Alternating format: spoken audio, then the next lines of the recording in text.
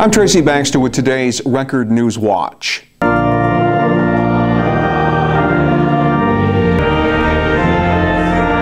He was remembered today as a man of few words who fulfilled his life's mission through faithful service to his church family and community, and his generosity.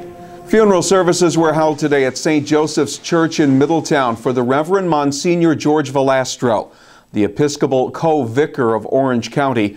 Monsignor Valastro died last Friday at the age of 84. Among those inside the packed church, His Eminence Timothy Cardinal Dolan, the Archbishop of New York, who officiated this morning's funeral mass.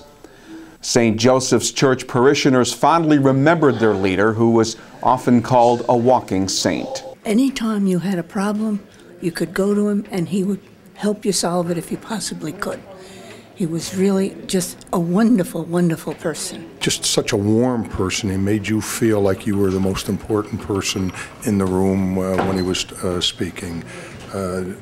He's sorely going to be missed here at St. Joseph's, and I'm sure wherever he touched people. One of the kindest people you could ever be around. And I was just saying, he was here for almost 20 years, and it's just as if he was here forever. And the love that the people have for him is so strong. Before the lengthy illness took his life, Monsignor Valastro did get a wish realized. He got to see Cardinal Timothy Dolan the day before he died.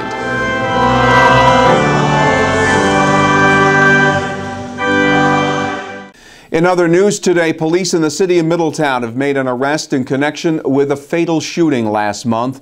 54-year-old Arthur Twyman Sr. was gunned down outside his Cottage Street home February 5th. Today, city police say they've charged 68-year-old Richard Brown of Wickham Avenue in Middletown with second-degree murder. Police say Brown, a neighbor, shot Twyman several times with a rifle. The possible motive or the circumstances surrounding the shooting were not revealed. Twyman was a man with a long criminal history that included a rape conviction that carried a prison term of more than 14 years. Following his arraignment this morning, Brown was sent to Orange County Jail without bail. He got the maximum. In Sullivan County Court today, Judge Frank Labuda sentenced Richard Grillo to a prison term of 25 years to life. The 51-year-old former Bethel resident was recently convicted for possessing stolen property, and he was sentenced as a persistent felony offender because of prior felony convictions. Grillo had been tied to a series of home burglaries in the Bethel area, but he was not convicted of those specific charges during a jury trial in December. At sentencing, Judge Labuda said Grillo was responsible for, quote, untold mischief and damage throughout his life.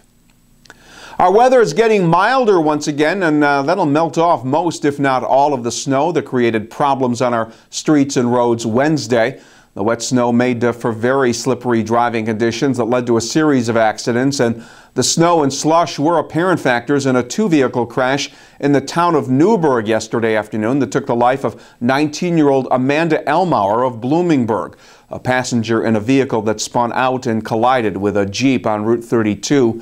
Precipitation in the days ahead will feature rain, not snow. Details in the local forecast coming up in a couple of minutes. It was deliberately set. That was the conclusion reached by those investigating the cause of a fire that destroyed a vacant farmhouse in the town of Goshen back on February 16th. The fire ripped through the structure at 51 Hampton Road during the early morning hours. Arson investigators found multiple points of origin for the fire, including flower pots filled with gasoline. Reporter James Nanny will have more details in tomorrow's edition of the Times-Herald Record. An alert neighbor helped Sullivan County Sheriff's deputies and state police with a burglary arrest. The person called 911 after spotting a pickup truck backed up to a neighbor's house on Adirondack Trail in Smallwood. A description of the vehicle and the man who drove it off helped police track down 25-year-old Tyler Hennig of Coshecton. He's been charged with felony burglary, felony criminal mischief, criminal possession of stolen property, and burglar's tools. Police believe Hennig committed other burglaries, including one at the Coshecton Mills and at the Dime Savings Bank in Damascus, Pennsylvania. Sullivan County Sheriff Michael Schiff says the case provides a good example of why it's important to say something if you see something. And the Pets Alive Animal Sanctuary in the town of Wallkill will soon be getting a special guest, a 4-year-old dog that narrowly escaped death. Robert is a paraplegic dog who was rescued by Pets Alive from a cage at the New York City Animal Care and Control Facility moments before he was to be put to death. He was picked up as a stray, and police believe he'd been hit by a car, causing his injuries. Robert is currently undergoing surgery in hopes he will once be able to walk again. The local Pets Alive sanctuary will then take him in and begin a search for a good home. They also hope to receive donations to help cover the $10,000 cost of the surgery and the aftercare. There is no snow in the forecast as milder weather is moving back into our region.